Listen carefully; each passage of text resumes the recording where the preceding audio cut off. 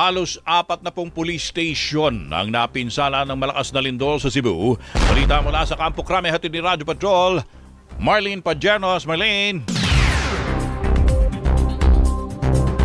Ay, wala pa daw si Marlene Pajernos. Babalikan natin siya mamaya, mga kapamilya. Samantala, ipinalawagan naman sa Kamara na ibalik na sa 35% ang taripa sa imported na bigas mula sa kasalukuyang 15%.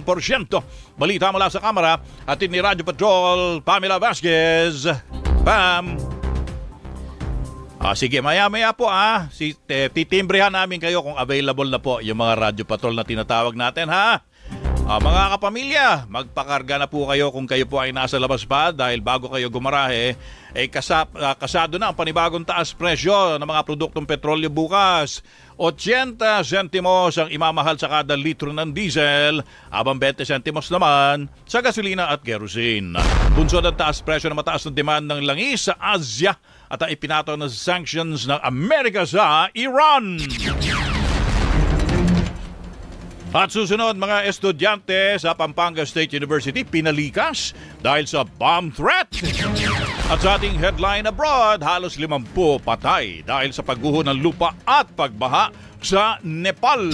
Ang mga detalyeng yan sa pagbabalik ng headline sa hapon.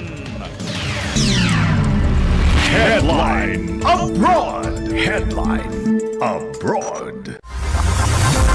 Sa ating headline abroad, 47 na ang pinaniniwalaang nasawi sa mga landslide at matinding pagbaha bunsod ng walang tigil na pag-ulan sa Nepal simula pa noong Biyernes.